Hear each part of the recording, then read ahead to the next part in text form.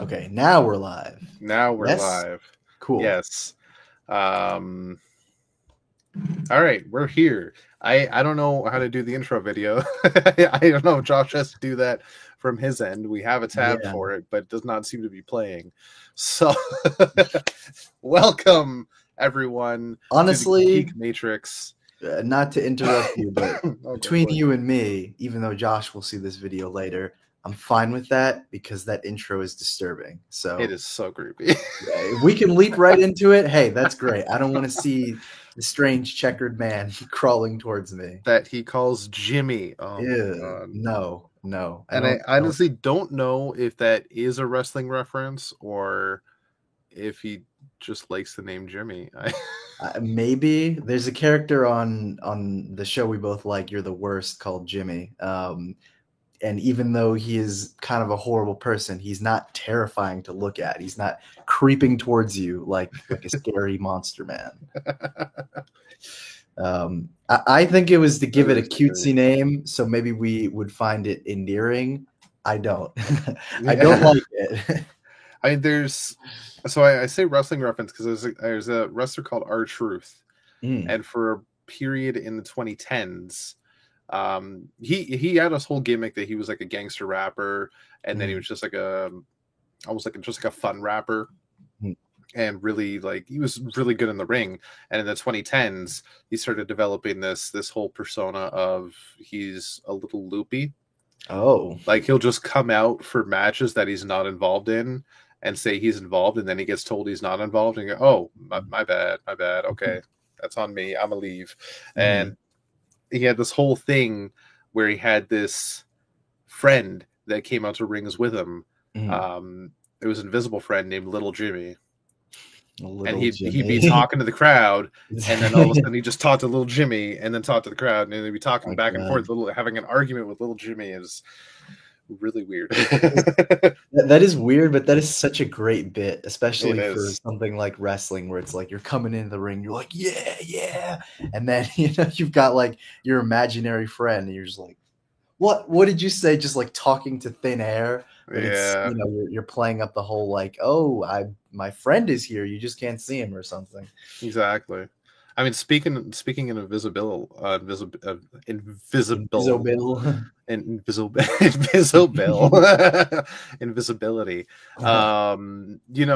John Cena's whole shtick back in the day was "You can't see me," blah blah blah. Yeah, he had the song and everything. Yeah, and people took that as a joke and turned it into a meme. Like in a photo, he's just not actually that we can't see him; he's invisible.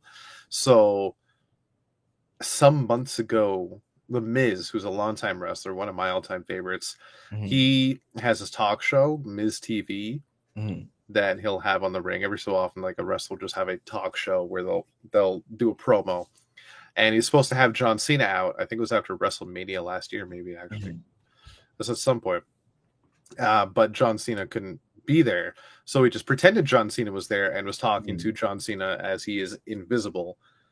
Right, and then he pretended that like the show just broke down, and Cena started beating him up, and he started wrestling with invisible John Cena, and it was just the Miz throwing himself around the ring. Oh, I was picturing that. I'm like, is he just like rolling around? Pretty much, yeah. Like, just pretending he's getting chucked around. Yeah, it was honestly really good. That's one of my favorite Miz segments. I mean, okay, so I'll do the quick intro because somebody skipped over that. Yeah, we are here. Welcome to the Geek Matrix DC Comics Review Show, episode number 193, I believe. Nice.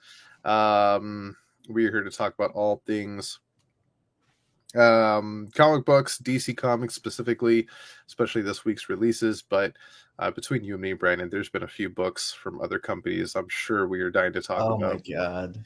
Well, we gotta rein ourselves in, so we don't go on a long tangent. Exactly. But yeah, no. We'll get to it. Also, between you and me, there's a lot of other books that I really want to talk about. Yeah, there's two in particular I want to bring up. Three maybe, but I know you're not reading the third one. Ooh. So well, maybe. Maybe. Probably. I think you started, but you're not caught up. Okay. Yeah. I think at least unless you have caught up since. That was a long bus ride you said you were on. So that's true. Yeah. Before we begin though, I just want to give a shout out to Cody Rhodes. Hell yeah. Was he in WrestleMania? He was at WrestleMania. Yeah. He main evented 2 nights and he won the Universal title. Nice. He is now the face of the company. I don't want to be a troll, but I'm just curious because I didn't really look into it. But was Logan Paul also in WrestleMania? He was. He was in a triple threat match, and he retained his title. Ugh. Look, I agree. Josh hates him too. I hate him as much as the next normal person, but every wrestling fan agrees, except for Josh.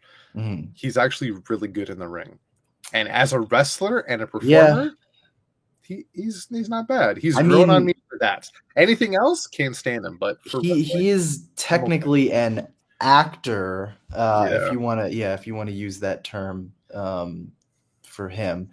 So it stands to reason that as a performer, he might be just as skilled as an actor, or just as skilled as a performer as he is as an actor. But again, I don't know. Like your mileage may vary. He's athletic as fuck, though. Yeah.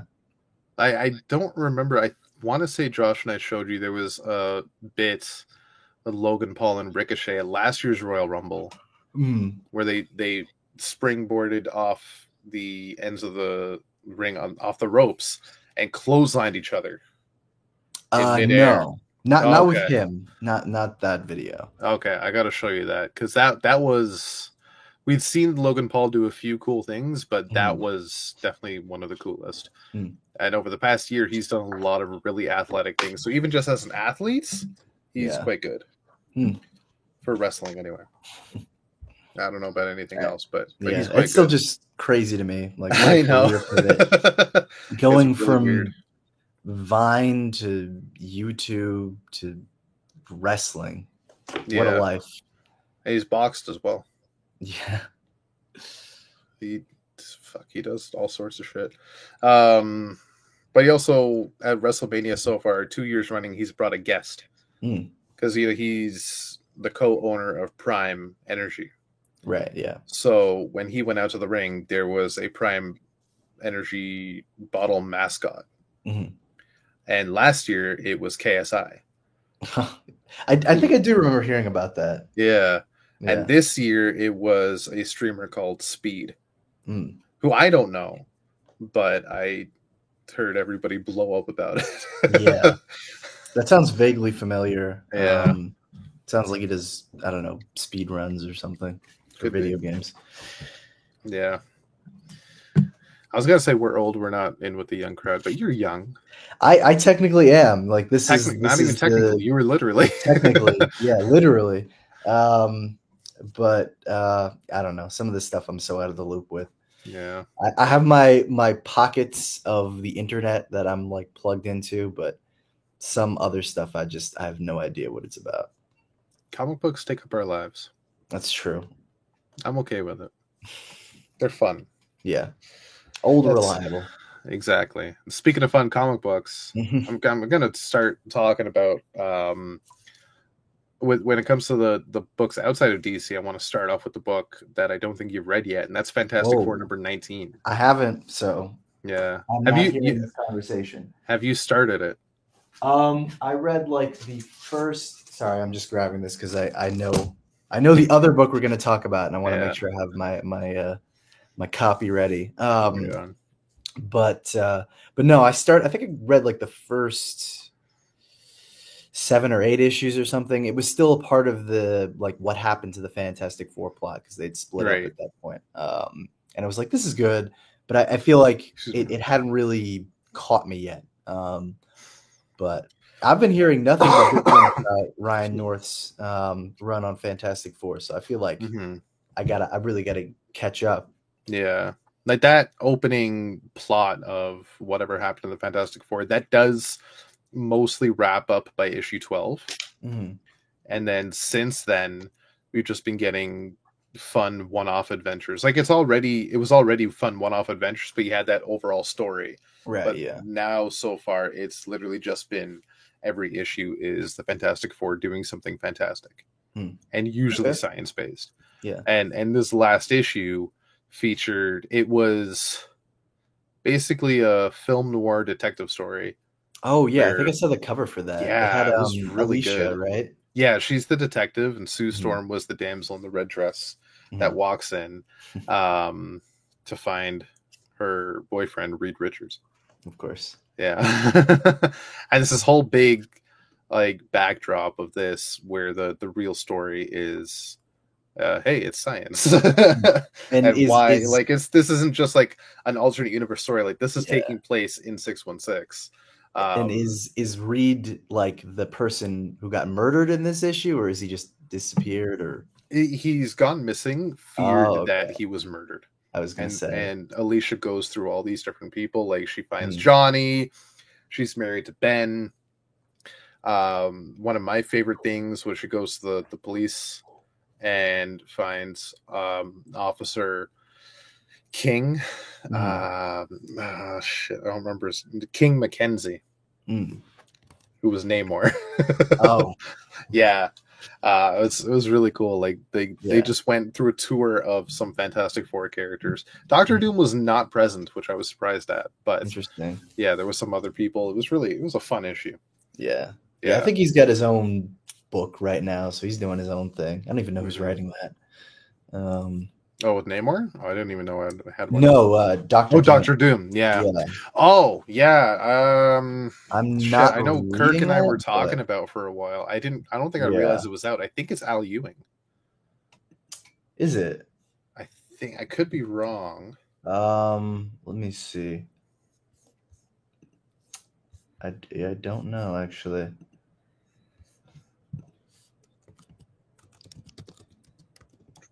Let's take a quick look. Oh no, it's Jonathan Hickman. Yes.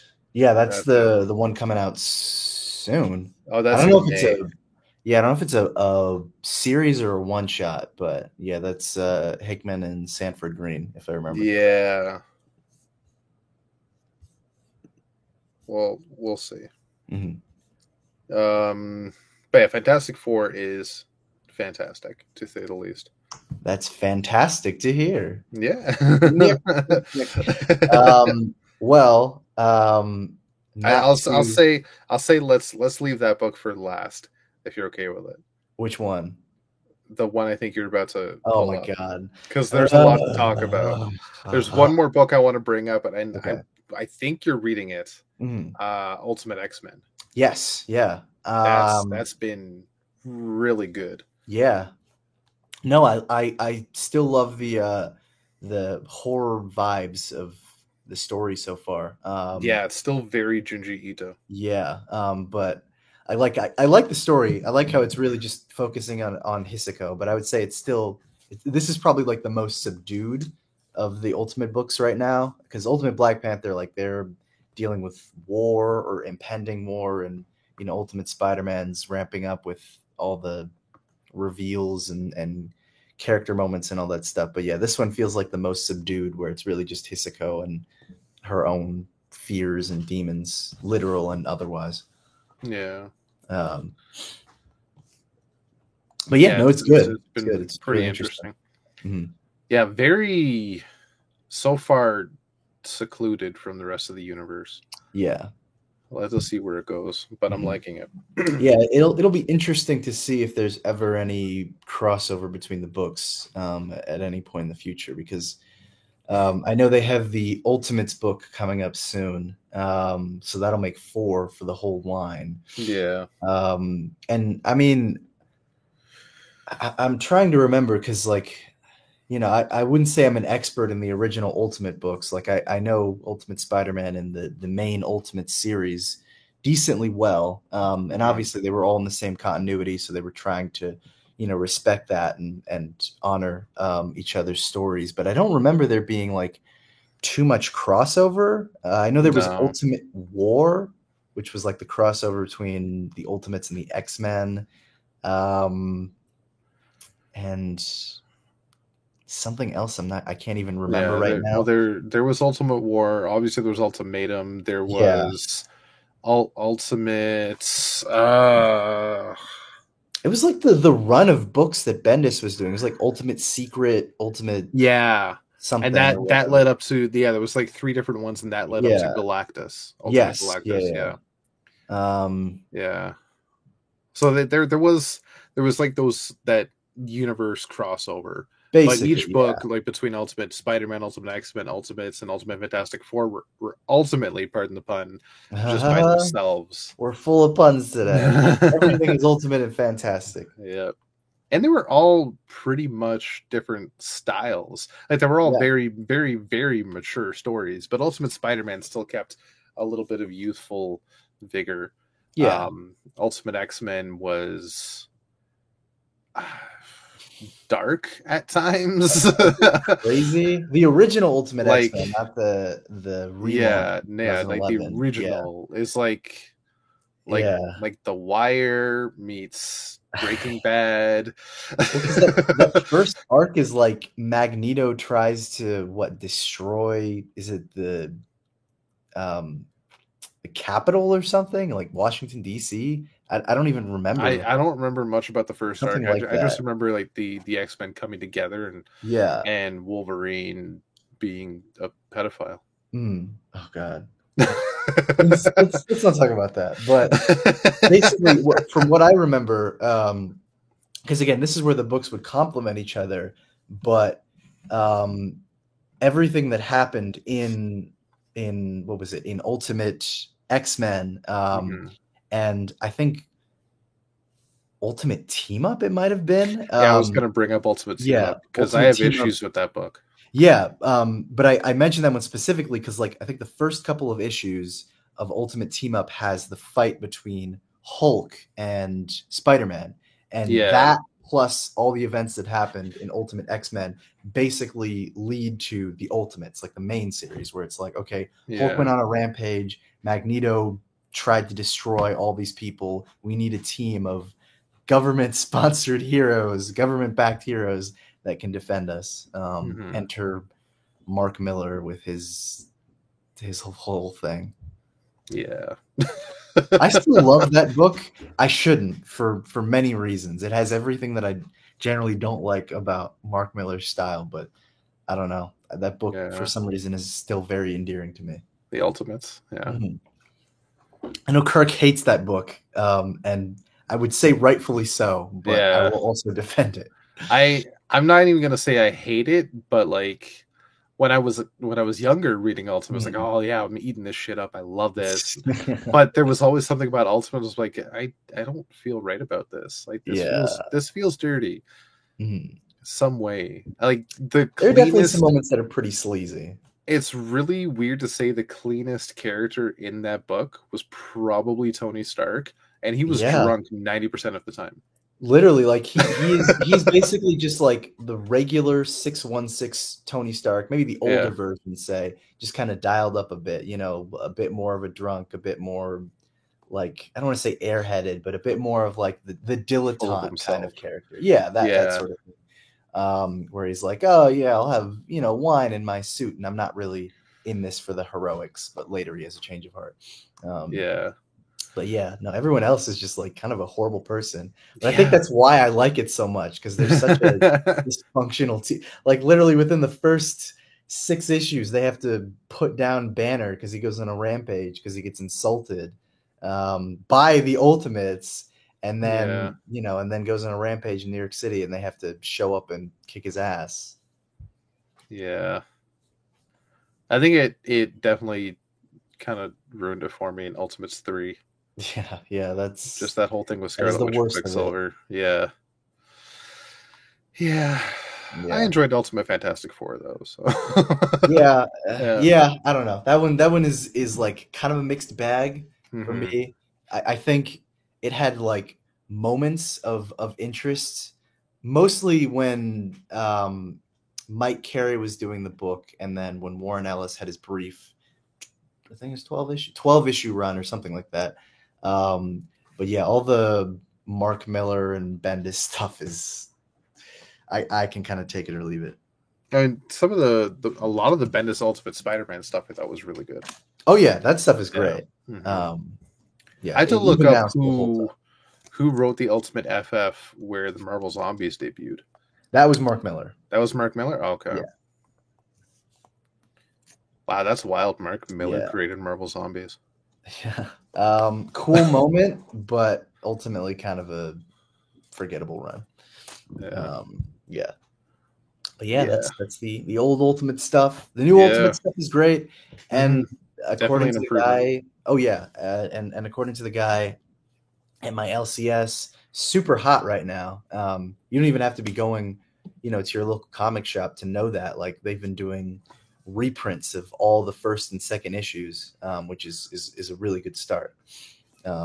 First issues is a bit expected, but second issues is a good sign. Like, people are running to get back to it, or running to get it, running back to get it.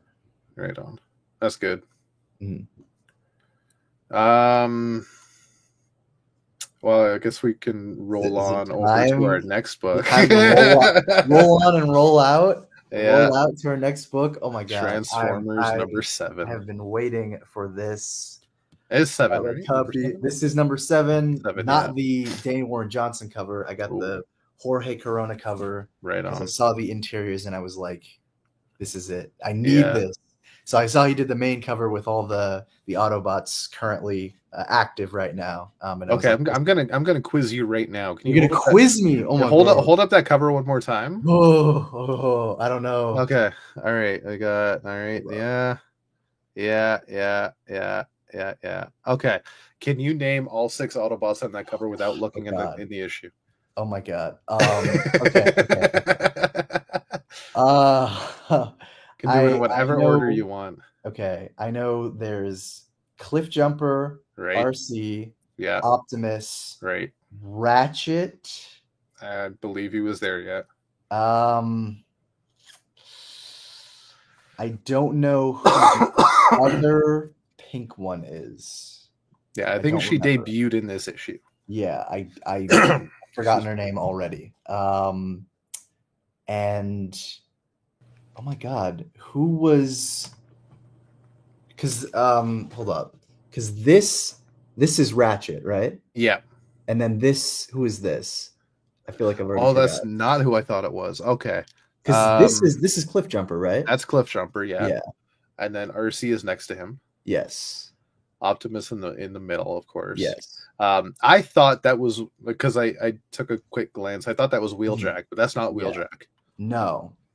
I actually don't remember. I think he has been in the book, but only for a brief period. So I'm not going to fault you for not knowing Jazz. No, I think he might have been. Actually, was he? I don't even remember because I thought there was one. Is that even Jazz? Maybe I thought there was like one. I got to reread the arc, but I thought there was like one Autobot or Decepticon that they brought back online for like a brief little bit during the fight. Yeah, and then I'm pretty sure that was Jazz. Okay. Yeah. Oh yeah, I think you might be right. Yeah, like I know that is Jazz, but I couldn't remember if Jazz was in the book or not. But Wheeljack is one of my favorites. He turns into like the I don't even know, like a rally car almost. With the green stripe, and he's got the weird mouth. Yeah. Anyway, Transformers number 7. This book is so fucking good. Oh my god, I'm in awe. Never did I think I would be reading 7 issues of Transformers and loving every second of it, but here we are. Yeah. You said it the other day to me. Yeah, I'm like, I think I'm a Transformers fan. I don't blame you. Also, like, strange appearance of a character that I probably wouldn't have remembered anywhere else, but I saw the name and it was like, it was literally the meme of Leonardo DiCaprio from Once Upon a Time in Hollywood, where he's like, I recognize that name. I saw curious which name this is. I think I know. Forget the pink Autobot who was in the beginning flashback when they're on Cybertron. And she calls out for the name Cup, and I was like, oh my god, I remember you from the Transformers the movie. Yeah. I know. So the pink Autobot that's on the cover that you're talking about, Elita or Elita 1. Elita 1, I think is the full name, but everyone just calls her Elita. Mm-hmm. So we saw Elita made her debut. Cup made his untimely debut. You get one shot of Cup and then he dies. He gets his face blasted off. I don't remember the names of the other two Autobots that were there and also unceremoniously were dispatched. I'm looking again. Huffer and yeah. I know the frickin' tank. I just can't remember his goddamn name. Huffer and Warpath? Warpath, that's it. Yeah. He literally just turns into a tank. Yeah. Yeah. Hey, that's cool as hell. You could probably get his toy still at almost any Walmart. Is that because no one wants him? Yeah. I know I didn't. I was like, the fuck is Warpath? I want Hot Rod, you know? I want Hot Rod. Yeah, I want the car. I don't want the fucking tank. Yeah, I just wanted the beasts. I want the Beast Wars characters. But now, like, shit, I need to give Warpath some love. Yeah. That guy fired 2 cannonballs out of his chest and got killed. Like, the hell? But that was so cool. Like because I think it was you were talking about like, oh, I hope we get more information about, you know, what the Autobots were doing on Cybertron before they crash landed on Earth. And literally the issue started with that. I was like, oh my God, Rob's going to love this. Yeah. Because we're finally getting, you know, that backstory filled in a little bit. I mean, I'm sure some of this stuff is like, you kind of already know the war and all that, but like, it's cool to see. What I gathered from that, because all it said was Cybertron, it didn't give a time period. I figured that's present day. Interesting. Like that's current. Because all the Autobots that were on the Ark and are on Earth, you know what? That makes sense. Yeah. Right. So they're probably like the last holdouts. Yeah. The glaring omission and the big reveal there is Ultra Magnus. Yeah. Which I don't know how much you know about Ultra Magnus. Nothing. Literally nothing. Okay. He's like the I might piss off some Transformers fans saying this. He's like the G2 Optimus Prime analog. Interesting. Right? Okay. Where Rodimus Prime after the movie became the leader of the Autobots, he's the new Prime, but Ultra Magnus is like he's got that general, like that war general mentality, like Optimus Prime did. Like he knows how to lead. He also transforms into a big rig truck, and he's very stoic at the same time, right? So he's got that Optimus analog style, where Rodimus is really young and almost inexperienced. Well, yeah, Hot Rod was like kind of a, no pun intended, a hot shot in that movie, if I remember correctly. Yeah, he got Optimus killed. Yeah, but then he saved the day and killed Unicron too.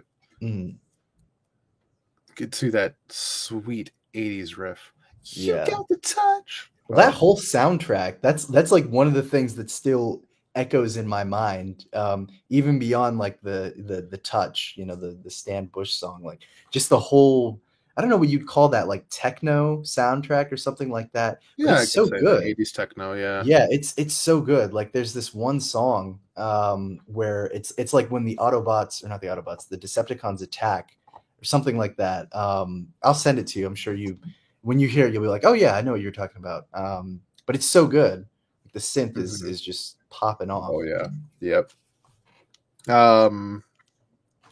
Also the voice cast in that movie, like I forgot how stacked it was. They had Orson Welles. Orson Welles played Unicron, which I remember my friend Eric told me that, and then we looked it up, and apparently this was like his last film role ever, and I was like, what a way to go out, but also kind of hilarious. Like the guy who's one of the most recognizable Transformers villains. Literally the guy who's like fucking most iconic for Citizen Kane, and his last role is Transformers. So at the time I was like, wow, how what a fall from grace. But no, he was good. And Leonard Nimoy. Yeah. Oh my God. Who then? I don't believe he didn't reprise his role, but he also voiced the Transformer later on in the Michael Bay movies. Yeah. Which was kind of cool. But fuck, who was he? Was he he wasn't Cup, was he? No. Let's see. Let's look it up. I know he was a Decepticon. I don't think he was Galvatron. No, he was Galvatron. He was Galvatron? There we go. Yeah. Oh my God, what the? Oh wait, no, I do remember this actually. But that always confused me because I always thought it would have been Frank Welker still, who voiced Megatron, because Megatron and Galvatron are the same person. Yeah. No, I guess not. But Judd Nelson was Rodimus. Holy shit. that one makes me laugh every time I see it because I'm like, this movie came out what, like a year after The Breakfast Club, maybe? Yeah. Yeah. Eric Idle as Wreck-Gar, of course. Mm. Robert Stack as Ultra Magnus. Oh my god. Oh, Casey Kasem played Cliffjumper. Interesting. I don't think I knew that.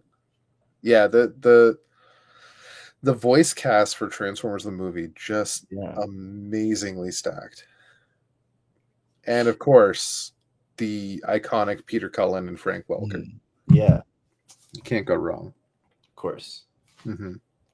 Who still voice those characters to this day. Yeah, no. Freaking Peter Cullen's been Optimus Prime for like almost 40 years at this point. More? Longer? Yeah. Damn near. It's damn close to 40. It's pretty much 40 years now. Yeah. I think it was 1986 the show debuted, was it? Was it 83, 84? I want to say it was 84. Yeah.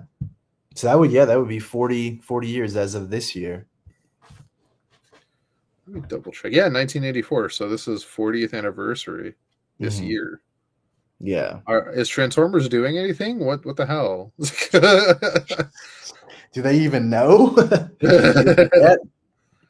40 years of Transformers, folks. What's going on? Whoa. See, if you look at the poster for Transformers the movie, there's Ultra Magnus front and center. Right? Oh, yeah. Which, honestly, one of the most, I'll say, misleading posters you'll ever see. Because you see this poster for Transformers the movie, and you're like, well, where's Optimus? Where's like everybody I know? Yeah. And then you watch in 20 minutes into the movie, you're like, what the fuck? I know. Well, I had not seen any of the cartoon or anything like that, and like even the names that I knew were more just because of cultural diffusion. And I think I watched the 2007 Transformers movie once when I was a kid, so like I didn't know any of this shit. So everyone is like going around and stuff, and I'm like, what is happening? And then I remember when Optimus dies, like halfway through the movie, I'm like, the fuck is going on? I'm so lost. I mean, I consider yourself lucky that you were just lost and not heartbroken. Like most Transformers fans in the 80s and later, watching that for the first time, you're like, oh, what the fuck, man? Well, I was just looking around because I was curious to see if they were doing anything for the 40th anniversary. I guess they're gonna do a screening of some kind. Let me see. Yeah, the theatrical event will provide limited screenings of episodes from the classic 1984 animated series, The Transformers, in select cinemas across the US, UK, and Mexico, along with select territories in Europe, Latin America, and Asia, starting on Wednesday, May 15th.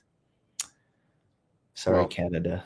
Canada gets the shit end of the Sorry, Canada. It's not like Canada made the hit follow-up Solo, like Beast Wars, made in Vancouver. They just don't love you. Nope. What did they do? They didn't even do North America. It's just the US. Like that's all you get. I know. Mexico too. Don't forget. Mexico gets it. Yeah. We're the only country left. What did you do? I don't know. I say you as if you, Rob, represent all of Canada. I tried to get Black Arachnia. I'm sorry. Well, anyway, Transformers number 7 and Transformers as a whole. I mean, I can't really speak for the latter part, but Transformers number 7 is awesome. I assume all the other stuff in Transformers is awesome. I had a great time with this issue. Also, shout out to Jorge Corona, who is picking up the art duties from Daniel Warren Johnson. Like even seeing the previews at first, I was like, oh, this is going to be awesome. But actually seeing it, in the full issue was just incredible. So I'm sad that DWJ is no longer doing the art, but Corona, worthy successor, absolutely knocks it out of the park. And low key, I like the way he draws Starscream more than Dan Warren Johnson, but don't tell him that. I get it. How spoilerific are we doing this mild review? I don't know. I'll leave it in your hands as the host. Okay. Spoiler alert for any listeners that want to read Transformers #7. Skip ahead a couple of minutes. Yeah. So I agree. Jorge Corona does draw Starscream a bit better than Danny Warren Johnson. At least I enjoy it more. The problem is this will be the last time we see Jorge Corona draw Starscream. I know. R.I.P. Starscream as the head of the Decepticons. All hail and spoilers, Soundwave. Yeah, I was at work when I read this, so it took a lot for me to not scream out in anger. Yeah, you seem pretty upset about it. I love Starscream. He is not just my favorite Decepticon, but one of my favorite Transformers as a whole. Yeah. It's one thing for DWJ to say, yeah, fuck Bumblebee, but let's have Cliffjumper. Okay, I can get past that. You kill Starscream. Yes. You bitch. Although, like, Starscream, I mean, you had said this to me before, but Starscream was always, like, kind of a boob in the TV show, taking a backseat to Megatron. He was the comic relief in a way. Yeah. And even in this series, like, it's kind of just been one failure after another, in their pursuits to get Energon. So, like, it's understandable why Soundwave is like, all right, you know what? Fuck Starscream. Like, I'm gonna take control.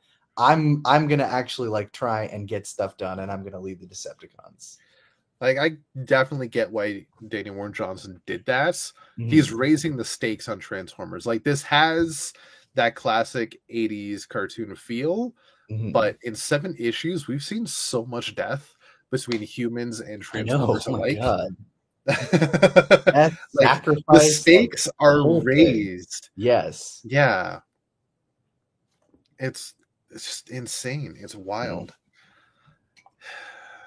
Yeah, we also saw and this was like the big reveal at the end of the intro panels. And quite possibly, if we're picking a favorite panel, it'll be this one from Jorge Corona when Elita 1 discovers the body of a mysterious Transformer. I can put that up. I don't know if you have the function of, because Josh sometimes can put up like panels or covers. I don't know if you. Oh, he has those on his computer. Oh, okay.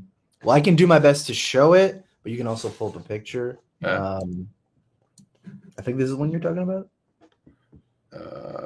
Yeah, that's the one exactly. Yeah. Oh my God, look at that. Yeah, just the detail on the machinery and everything is crazy.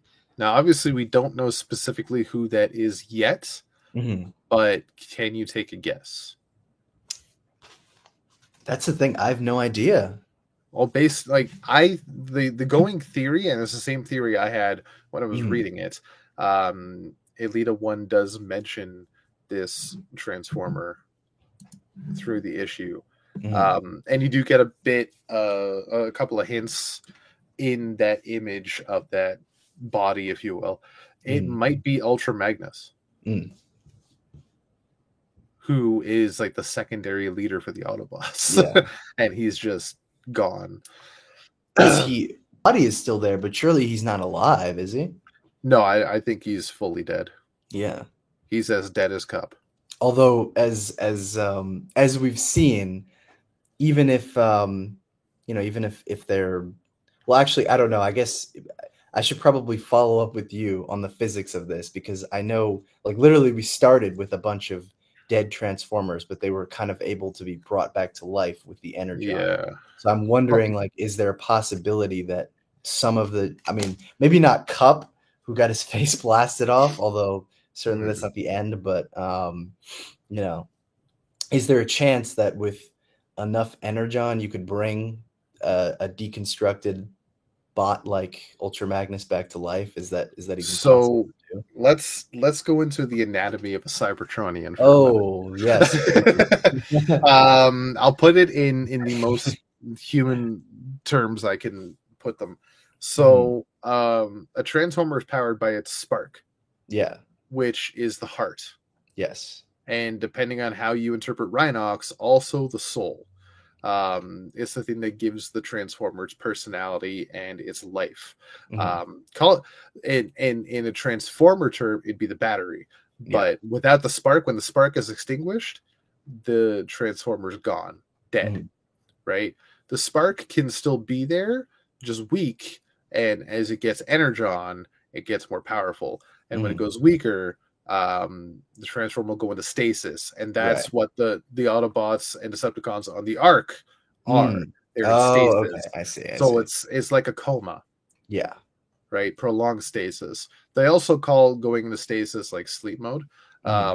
But this is like prolonged stasis, basically a coma. They cannot wake up without energon and repairs. Right. But once the spark is extinguished, like Ultra Magnus, he's pretty much gone. Just dead. Cup, for example, you'd imagine there's a chance he could come back to life, but it looks like his head was blown up. Yeah. So yeah. It kind of varies depending on the severity of the injury. Like Wheeljack right now has no legs. But he's still around. Yeah.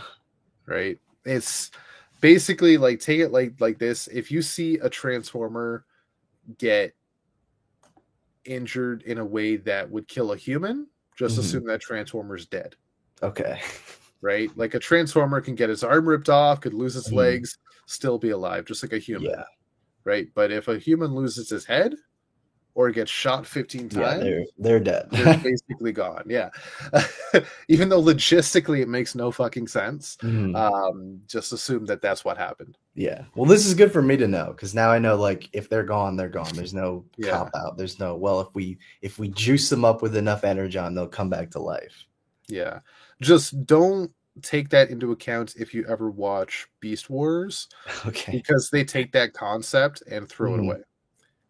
The amount of time Waspinator, who was the comic relief in that show on the Predacons, the amount of times he was completely dismantled and exploded is just comical at best. Multiple fucking times, like his head was just left alone and his body was in tiny pieces, and they just reassemble him and everything's fine. It's Megatron too, but then they have, for example, in season 3, Code of Honor, which I will be honest with you, when I watched that episode, I cry. Oh God, it is so heavy. You have Dinobot, who was a Predacon at the beginning of the show, and then 2 episodes in, realizes he's not as evil as everybody thinks he is, and wants to join the Maximals because he's an honor-based warrior. Where he believed in the Predacon way, but he doesn't believe in their methods.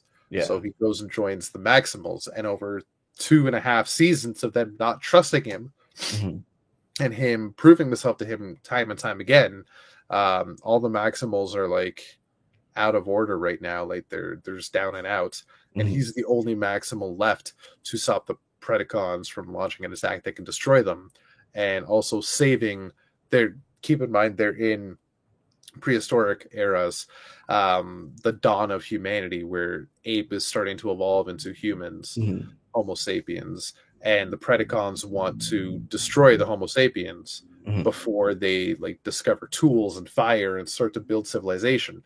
So Dinobot goes out there by himself and saves every single Homo sapien. And takes on every single Predacon to the point that he sacrifices himself and proves himself as a hero. And then the Max will show up slightly too late, but we're there to see his spark extinguish and share his final moments. And it's the most touching fucking stuff, man. Do I need to give you a moment? Maybe. I can't give you tissues from here, but I'll give you some virtual tissues. Episode. It is one of the best bits of Transformers cartoonery I have ever witnessed in just one freaking episode. It's full of emotion, and like this is a Dinobot who has put himself, he has basically no energy left. Like he exhausted his spark. He didn't just extinguish it. Like he used every single bit of power he had. Right? His body is relatively intact, but he just depleted his energy to the point that he has none left and he just dies. Yeah, it's pretty fucking wild. Man. I definitely recommend it. If you want to watch a Transformers show, watch Beast Wars. Beast Wars. You can get the whole thing on YouTube for free. Maybe I shouldn't because wait, did Canada produce Beast Wars? Because if so, then I'm not watching it because I don't believe in Canada. What? As I have been conditioned. Am I not real? No. But you're an honorary Canadian. What are you talking? Honorary Canadian? Well, not anymore.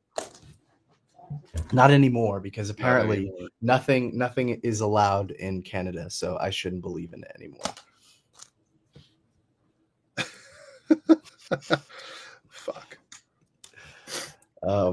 Yeah, I've been thinking about that. Well, that's a whole other topic, a whole other tangent. Because I was like, I don't know what it was, but it just reminded me of the conversation we had where like I was like half the cartoons I watched as a kid were imports from Canadian television. We had a lot of good stuff. And I wondered, I was like, what kind of effect did that have? I mean, nothing dramatic, sure, but I'm just like, what kind of effect did that have on my brain, or even the way I talk or anything? Like, I don't know. Yeah, it's worth thinking about more, but I haven't had the time to do that. We have to like do a deep dive and figure out.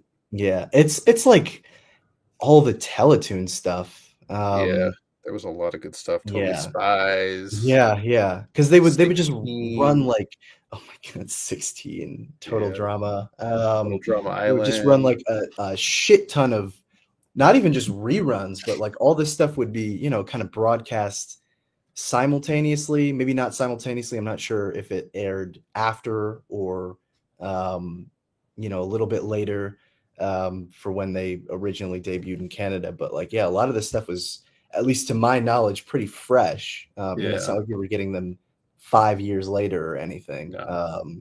But it was always a bit of a shock when it was like you look up a show and it was like Canadian American production. I'm like, what? This feels so obviously American, and by American I mean it must be in the States. And yet you look at all the production and all the cast, and they're all Canadian actors. Yeah. And the production company is based in Canada. Even, oh my god, even I don't know if you ever watched Ed, Edd n Eddy. Yeah. Even that show, entirely Canadian production. Yeah. Danny Antonucci. And I was like, what is going on? I feel like I'm in the Matrix or something, and I'm waking up and like everything that I don't know why it would be a problem, because like it doesn't change the way I feel about the shows. It just feels odd. Yeah. I'm not going to say we had superior cartoons, but we had more. We had more than you realize. Definitely had more, and I would probably say superior. Let's be real. Yeah. There's another one. I'm trying to remember what the Martin Mysteries. That's what it was. Yeah. And it's like Canada gives us all their cartoons and some of their shows, and we you really shouldn't be surprised that Martin Mysteries. We give them nothing in return. Yeah. Fuck! Like you can't even give us our own stuff. I know. Like, god damn. Piss me off. We're so ungrateful. You filmed Titans in Toronto, and we still get it 6 months after you. Still piss me off. I don't know what to say. Assholes. Anyway. Yeah, so we should probably get into some books. Eventually, yeah. Before we spend 2 hours just talking about random stuff. Yeah, no, exciting week, I think, for DC books. A little short, but yeah, let's get into it. Yeah, so we have our honorable mentions, which we'll go into a bit more in the bonus show. We have Batman, Dylan Dog number 2, Sinister Sons number 3, Speed Force number 6, Red Hood the Hill number 3, and The Batman First Night number 2. So we'll do a bit of a deeper dive on those in the bonus show. I hope you read a couple of those because I've only read 3. Yes, I was only able to read 2. Okay. Probably not the ones you expect, actually. There was one that I wanted to read, but I just couldn't get to it in time. Fair enough. I'm assuming Sinister Sons was not one of them. Wrong. Oh, you read Sinister Sons? Yeah. And did you read The Batman First Night? No. Oh. I'm so bummed. I know. Because the first issue was so good. Yeah, the second issue was equally as good. Yeah, and I just didn't get time to finish it this week. Like I'd kind of sped read through everything last week, and then because this one is kind of the larger format and larger page count, I was like, I'll get to it later. And then time just flashed by, and it was Thursday, and I still hadn't read it. Well, fair enough. Mm-hmm. Yeah, there's still time. Okay, well, we'll talk about that a little bit later in our next show. I'm excited to find out what the second book was you read. Yes. So at least we can cover 3 books that way. So we are going to get into our main reviews for the week, and this is starting us off with Suicide Squad Dream Team number 2. And this book is anything but a dream. But we'll get into that later. But yeah. So this is part of Countdown to Absolute Power, the summer event coming up in July, which I think we're getting a preview of next month with Free Comic Book Night. Yes. Yeah. If I'm not mistaken. Yeah. Hold, please, while I find the fucking credits page. Here we go. This is written by Nicole Maines with pencils from Eddie Barrows, inks from Ibra Ferreira, colors from Adriana Lucas, and letters from Becca Carey, with the cover from the artist mentioned above, Barrows, Ferreira, and Lucas. So, kind of picking up where we left off in the island nation of Gamora, Bizarro is just going haywire, just beating the crap out of whoever he gets his hands on. Meanwhile, various other members of the de facto Suicide Squad are trying their best to take on some Gamoran soldiers who have found them, and they're fighting a losing battle, despite Clock King. That is Clock King, right? Mm-hmm. I'm not confusing with someone else. Okay, yeah, it's Clock King. Adamant that everything is going according to plan, precisely as anticipated, he says. This leads to Bizarro, who has started to calm down, pulls a lever, which shuts down the shield over Gamora, which allows basically anybody to go in and out at will. And this is when Dreamer arrives with Harley and some more Gamoran soldiers. And now the two teams, if you will, start fighting each other, and the soldiers start fighting whoever, and just shit goes bloody haywire. Clock King, meanwhile, just graciously walks over to the lever and finishes the job, shutting down the power. Bizarro takes on Dreamer, nearly kills her, but as she blacks out, she disappears. And this is when Amanda Waller gets in contact with the team, finds out what's going on, and proceeds to get into a helicopter to head straight to Gamora. As she arrives, her nephew is ready to just kill her on the spot, is tired of everything, and assures him that they did the right thing, and then proceeds to tranquilize the rest of the team, including him, so they all go locked away again. Except Bizarro, who has one more job, which we then see in President Nakamura's office in the Gamoran Parliament. Bizarro shows up to, Jay's mom and throws her out a window. So she is seemingly dead now, which that kind of surprised me. Yeah. Yeah. Later on in Amanda Waller's quarters, aboard a local ship, the USS Collins, so an American battleship, I imagine. She's taking a nap. It's been a long day. Don't blame her for having a bit of a rest. Having a dream about her old husband, who I believe is dead, if I remember her past right. But this is when Dreamer arrives in the dream and starts interrogating Amanda. Excuse me. And they have back and forth about who's in the right and who's in the wrong.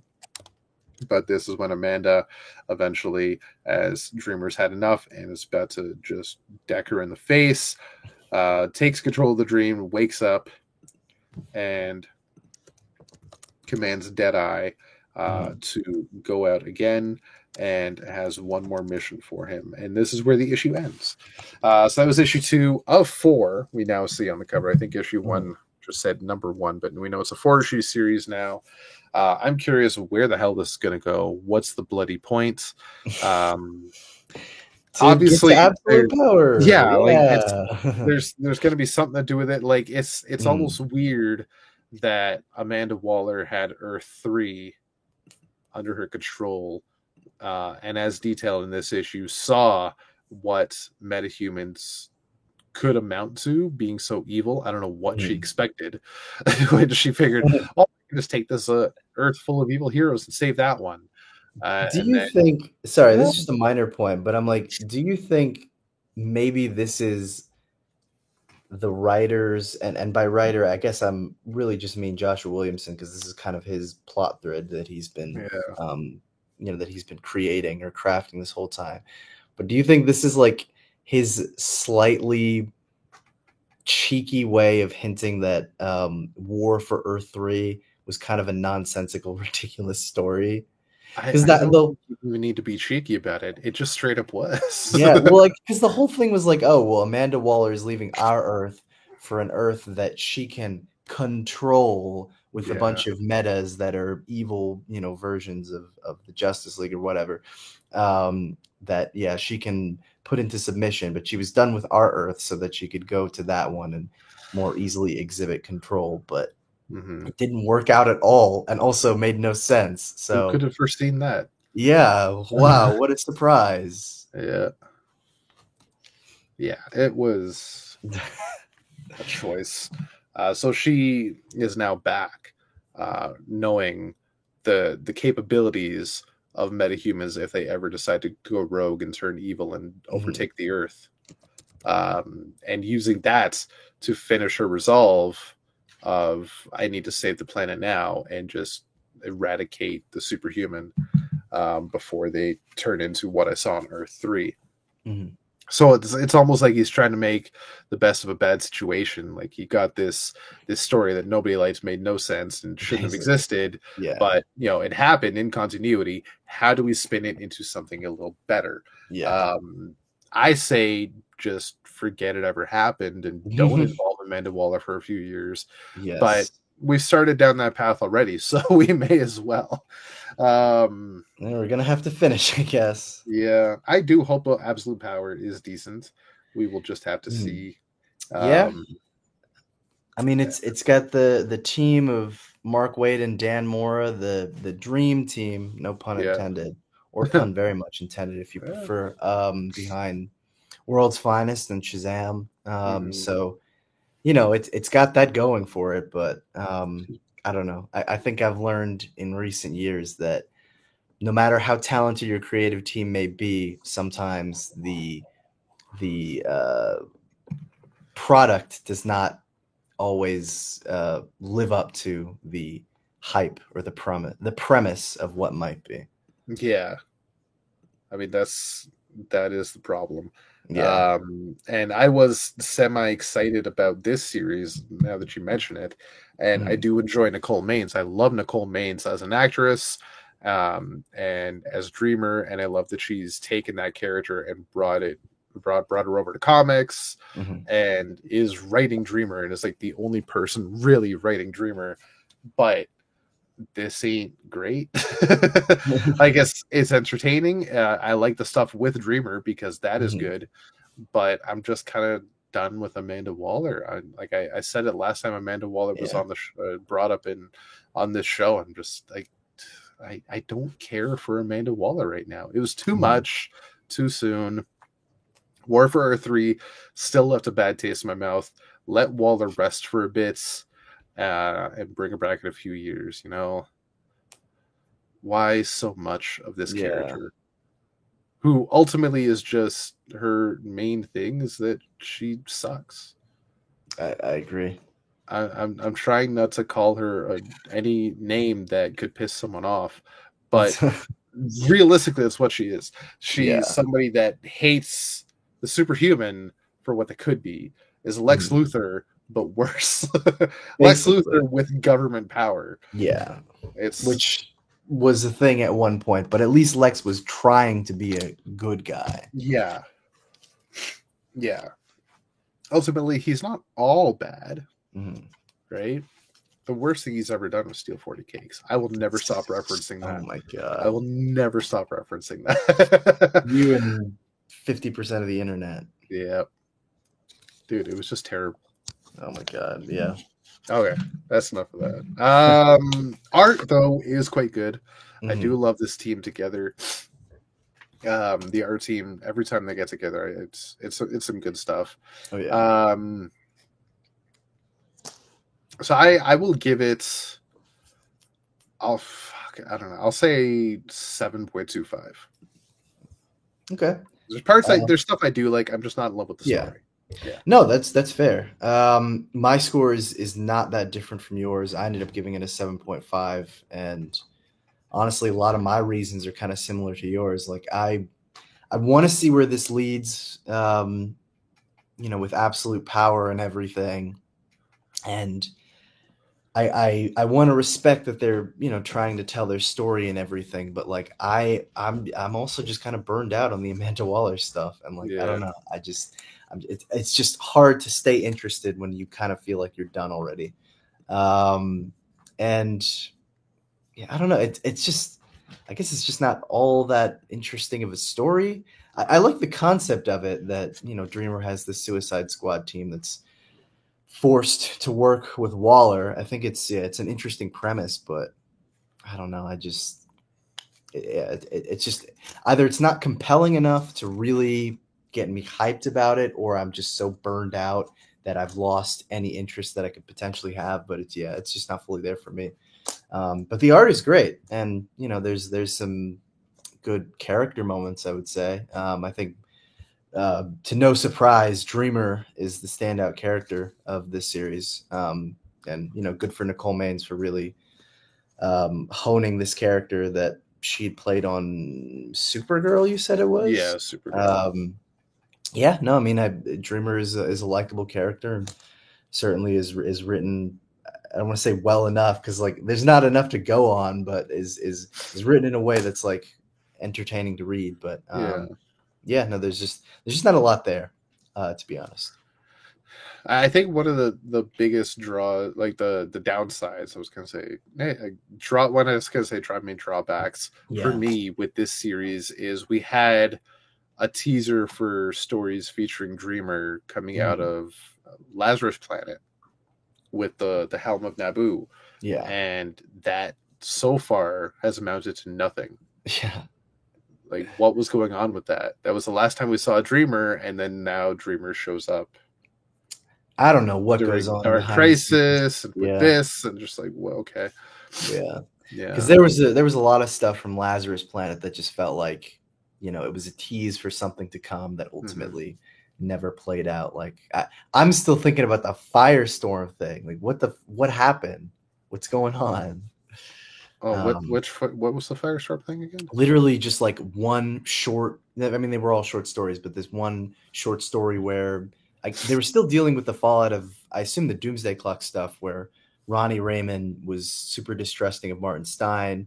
and they were trying to, fix some disaster in the wake of Lazarus Planet. And then as a result, Stein was infected, and every time they fused, he was getting, or sorry, Professor Stein, was affected, and every time him and Ronnie fused, it would, I guess, dramatically age him.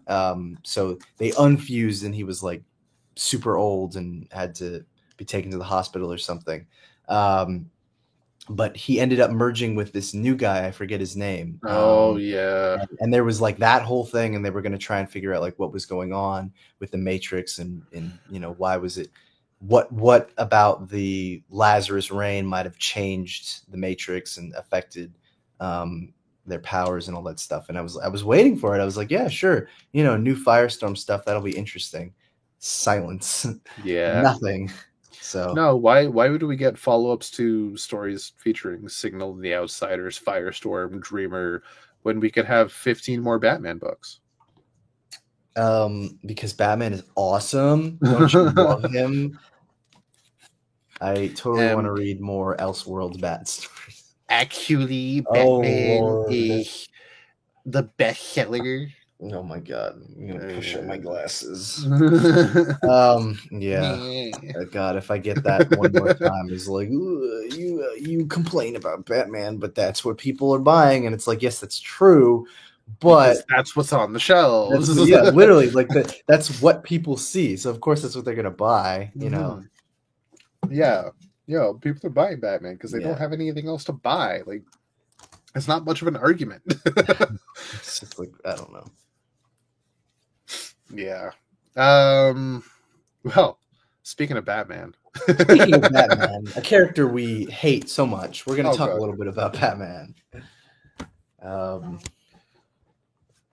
This is Batman and Robin number 8, written, of course, by Mr. Joshua Williamson, with art from Nikola Chismezchija, I believe is the correct pronunciation, with colors from Rex Locus and letters from Steve Wands, and a gorgeous cover from Simone DeMeo, as usual. This issue picks up where the last issue left off, the big reveal that Flatline's sister had also developed powers and had come to Gotham to basically become a crime boss.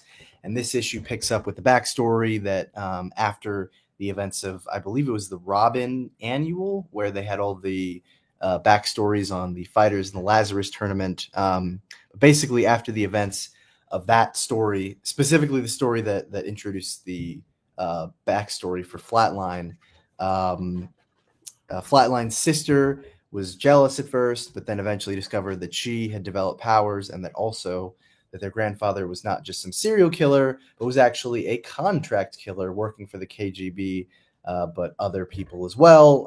So her sister decided to follow in her footsteps, and basically came to Gotham City to be a crime boss, where she would take weapons that had been discarded by old Gotham villains and sell them to people who need them, and thereby get them out of the hands of people who might use them for, malintent or whatever, by putting them in the hands of people who probably also have malintent. So you're just moving the problem and putting it somewhere else. Anyway, logic aside, Damian is obviously not happy with this, and so naturally is going to go against Flatline's sister. But of course, in a move that was somewhat predictable, Flatline turns on Damian, and it appears to be a double cross, in that she was only teaming up with him to get close to her sister and would betray him at the last minute.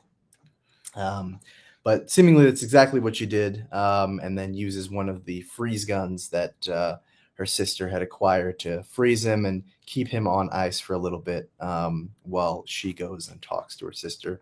Across town, Batman is still talking to Shush, about the idea of a potential team up. Batman is naturally mistrusting of this, but Shush is trying to convince him that, Man-Bat clearly does not have her best interest at heart, and he's willing to team up. She's willing to team up with Batman, at least to bring down Man-Bat. So they run off into the night, presumably to plan for their attack on Man-Bat, but unbeknownst to them, they're being followed by one of Man-Bat's acolytes. Cutting back over to Flatline and her sister, they're making their way across town to meet up with the rest of their crew. But of course, as I'm sure you would expect from the son of Batman, Damian is hot on their tail in the Robin mobile, having somehow escaped from that pillar of ice, and is able to bring the truck down, at least for a little bit. That is until Flatline is able to betray her sister and reveal that she had actually not been trying to work with her sister this whole time, but that she was actually still trying to work with Robin. And that's when we get a reveal that Flatline was working with the DEA as well to bring in her sister, and that she kind of knew what her plot was this whole time, and had orchestrated the whole double cross thing so that she could bring her sister down. Damian is still a little pissy about the whole thing, but Flatline is like, oh no, you really did help me, and actually, if you don't mind, I'll stick around for a couple days and help you out. We cut back to Batman and Shush, who are now making their way to one of Man-Bat's secret hideouts in a cave. But as they're investigating everything there, and in particular, Batman is looking at a map of all the places that Man-Bat apparently has distribution locations or whatever. They get ambushed by some of Man-Bat's followers, or rather, Batman gets ambushed by some of Man-Bat's followers, and Shush tries to make her escape. But fortunately, she's not faster than a bat, as she basically gets KO'd by Man-Bat for her betrayal. But he's not totally upset about the whole thing, as she was able to successfully bring Batman to him. So after he deals with her, they'll be able to have their proper revenge on Batman, assuming he survives this fight with the Man-Bat acolytes. But apparently he's been at this for a while, because now Batman is missing, and Robin hasn't heard from him since last night. As we cut to the next day at Gotham City High School, where Damian shows up, and he's on the phone with Flatline and is talking to her and all that stuff. And that's when he's decided that today is the day he's going to confront his Principal Stone, who he is 100% sure is Shush. And he's kind of confronted for talking to himself and obsessing over Principal Stone by one of his classmates. But before he can explain himself anymore, he is approached by his teacher, Miss Hall, who seemingly has something that she wants to say to him. But before she can say anything to Damian, he is interrupted by the arrival of Flatline, dressed very extravagantly, which Damian, of course, is upset about. But Flatline, in her own words, does not do inconspicuous looks. So the two of them walk off, headed for class. And whatever hijinks they get into, we'll just have to wait and see until the next issue. It was fun. I know I guess I'm probably in the minority still, but I'm enjoying this book. I do admit that the Man-Bat story is kind of starting to drag a little bit, because it just feels like, for all Man-Bat's grand plans, they've kind of just been sitting on it for a while. And I guess I would have thought by issue 8 they would have had a little bit more activity as to what they're planning to do. But maybe we'll get more about that in subsequent issues. I hope we will. And the story's not just, spinning on wheels for a while. But aside from that, no, watching Damian and Flatline take down her sister was a lot of fun. Even seeing the kind of weird dynamic between Batman and Shush was interesting, to say the least. But I'm definitely more excited for the Damian and Flatline stuff, which, yes, I can understand is probably not good for a book called Batman and Robin, because you want the book to focus on the both of them. And the way I'm making it sound right now is I really only care about the Robin stuff. Low key, that's true. I'm not even gonna try and lie. But I'm not totally disinterested in the Batman, Man Bat, and Shush stuff. It just I feel like it needs to kind of pick up if it wants to keep me interested. But no, aside from that, solid story. Again, I'm loving the characters. I'm loving the character work with this book. Again, especially with Damian, and just interested to see where they're going to take it next. It'll be fun to see Flatline in a regular high school setting as opposed to a murderous island. So yeah, no, I give this an 8.25 out of 10. I'm decidedly different. Yeah, I'm sure. This issue wasn't all bad. I just, at this point, I don't know how much I care anymore about the mystery of who Shush is. Like, I feel like it's being prolonged a lot, and we're not getting any hints or teases or anything. We just have two suspects, but they're giving us no proof or evidence or any reason to believe it's either of those two people. Apart from Damian says it is. Or Damian says it's the principal. But, like, it's clearly not at this point. He has a really good feeling, okay? Yeah. Like, I could totally believe that Shush and his past teacher are the same person, but I don't believe it's the principal. If anything, it's the teacher that was talking to Damian at the end of the issue. That's what I think. That's what I said in the first issue, where I was like, it's probably the mousy teacher that is super timid and stuff. Primarily because they both have black lipstick. Yeah. And they both have black hair. And I bet you're wondering how I know Shush has black hair. Because there's one panel after she got her stomach slashed in by Man Bat that when she was bleeding out of her mouth, there was a little tuft of hair coming out from under her hood. Yeah. I went back and looked that up just to be sure, and there was definitely some black hair. And that matches the teacher, not the principal. Whoa. Also, she got slashed in the fucking stomach. Yeah. There's no way that the principal's out there running drills with the soccer team in the tight-fitting clothing she has on and still wearing bandages underneath. Like, it doesn't make sense. Yet the teacher shows up with a big baggy sweater. Yeah. Right. So if she does have bandages, then it would be a good way to hide it. Yeah, it's a good way to hide it. So it's either neither of them or it's the teacher. Because, like I said, she got slashed in the stomach. I don't care how good you are. There's no way you're going to work the next day. Right. So, but, like, ultimately, I don't know that I even really care anymore because it's taking so long to give us anything. Like, there's no, like, with Green Lantern, for example, or Fantastic Four, like, with those mysteries from the get-go, the first issue, they give you bits here and there. They give you breadcrumbs to keep you guessing. Yeah. Right? But this is giving us jack shit. And I just, like, all right. What is this number? What, number 10? 8. 8. Okay, it's still pretty bad. Like, we've gotten fucking nowhere. I still don't care for Man Bat. I think it's a really stupid direction for Man Bat. But I like Flatline. I like this subplot with Flatline and her sister. And I'm really happy to see Flatline back and interacting with Damian. I really like that subplot. So that is something I'm enjoying. The problem is it might be done. So we will have to see. For now, I'm giving it 4.75.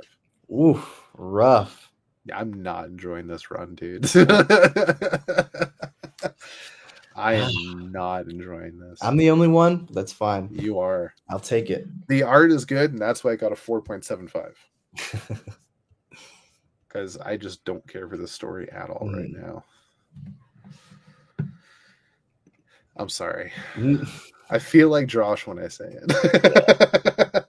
But well, it's perhaps you can shine a light on this next story, which I'm sure you enjoyed a lot more. Oh, I definitely did. Let me tell you. You and I talked about this a little bit. Oh yeah. Can you give me 1 second? I just gotta make a quick phone call. Yeah, go for it. I will start the. Where the hell is the credits page? No.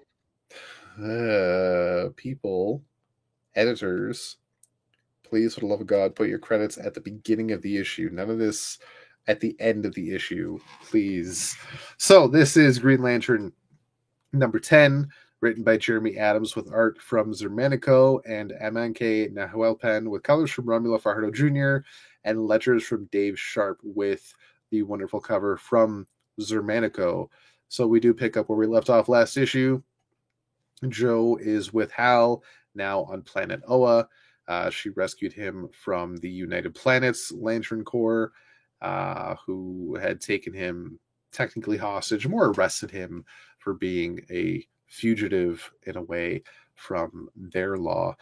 So she has taken him to Oa, and Hal and Jo are now sneaking around, trying to avoid any prying eyes and shining lights.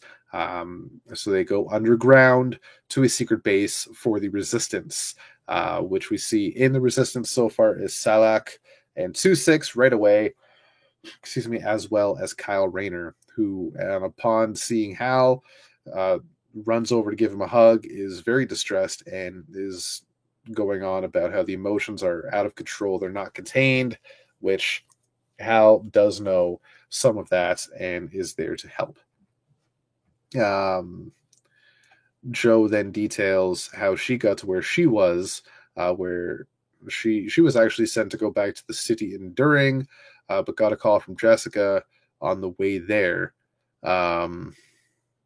about something weird going on. So she snuck back to Oa and remained incognito, and along the way saw various members of the new Lantern Corps being very vicious and even controlling different emotions. So she helps where she can, or helped where she could, to stop any bad things happening. And then made her way to Oa to find whoever she could and form the Resistance. Their number one suspect on everything that's going wrong right now is Lord Premier Tharos. I was going to say Thanos. It's very much not Thanos. It's Tharos. I nearly said Lord Premier Thanos. I mean, that's the wrong fucking space book. Yeah, that would be quite a different story. Yeah. That's when he takes the 7 rings and goes. Yeah. Yeah. Right, so their number one suspect is Tharos, to which Hal says we need some proof on that. Mm-hmm. Jo mentions that there's someone they trust, who was ordered to destroy the central power battery on Korugar, but was able to prevent it. Was able to feed them that information, and now they have reason to believe that they're going after it again. We do get a little asterisk there detailed in next month's Sinister Sons number 4. And considering how Sinister Sons number 3 ended, I'm very confused. Yeah.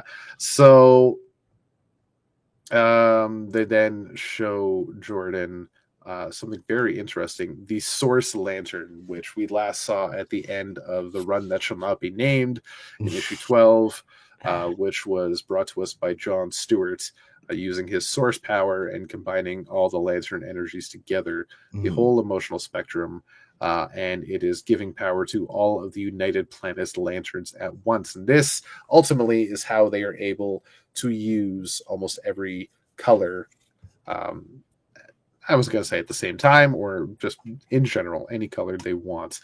But Tharos and the United Planets are still running tests on it. So they have a member of their Lantern Corps who is a so-called volunteer, or at least voluntold by Tharos, and then forced to wield the power of the Orange Light of Avarice to see what happens when this lantern goes directly to the source battery, Source Lantern, and he explodes upon impact. So that didn't go according to plan. No. But back to the drawing board, as they say. The whole time, Joe and Hal are spying this happening, watching this happen. This is when Simon Baz shows up in full uniform. Not where we saw him last at the end of the run that shall not be named. Very different. But considering Dark Crisis, which seemed to undo like all of that, I think I think it's safe to say Baz is back to normal. I'm so happy about that. Which I was very, that was actually one of the things at the end of that run that I was semi-interested in, is what's going on with Simon. Hey, we're finally getting a story for Simon. Hell yeah. But no. But I'm happy he's still a Lantern, so that's good. I like Simon Baz. So he mentions that he found her, and whoever her is, we find in the Owen science cells. The trio sneak in to the cells using a back chamber. But this back chamber leads directly into an actual prison pod. And this prison pod was Simon's.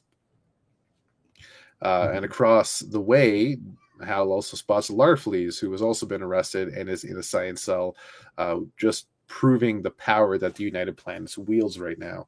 If they're able to arrest someone like Larfleeze and keep him in a pod.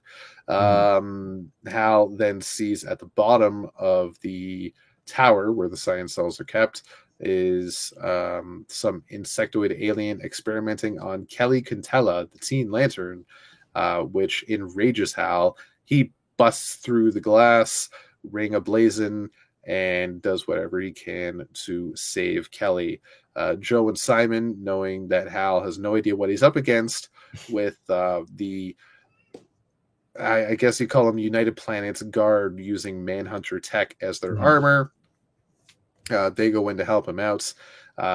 These Manhunter armored guards are able to steal the energy of the Lanterns, as Manhunters used to be able to do, but it has no effect on Hal's ring. As we know, Hal's power comes from a different source, as we now know is from Earth, which does surprise Joe, but realizes that they could use this to their advantage. Joe and Simon do take a bit of battle damage, but the three of them get Kelly and get out of there. But Hal also on the way out sees Razor in one of the pods, gets him out, and now the five of them head out back to the Resistance base. Jessica is the unfortunate one that has to... Oh, what the hell? Oh no, they left Kelly behind. My mistake. That's right. I thought she got carried off. Yeah, she got taken away. I mistook that. Instead, they took one of the United Planets Lanterns that Hal once had a run in with. I think the one that arrested him, who does know the power that Hal wields. So Jessica has the unfortunate task of informing Lord Theros what's gone on and how their prisoners escaped, because she needs to keep up appearances despite the fact that she is working with the Resistance. And then back at the base, this United Planets Lantern wakes up the bird-faced one, and Hal begins to interrogate him almost right away. And they also find out from Hal that his power ring is not connected to the source whatsoever. So we will see more about their reveals next issue, I imagine, because we finish off in the Chamber of the Unseeing, and this is when it gets very interesting to me. Jess was tasked to, talk to the Unseeing, and they seem to be seers, if you will, of the United Planets and the United Planets Lantern Corps, who can see the future. And the request that is asked of them is to find the Resistance. But the thing that is most interesting to me about these seers, the Unseen, and I want to know if you recognize it, Brandon. Yeah, actually, I was going to ask you about it, because they didn't, they didn't seem like anyone that I recognized. They seemed like names that were familiar, but I couldn't pinpoint anything. I don't think they've been named. Were they named? I don't know.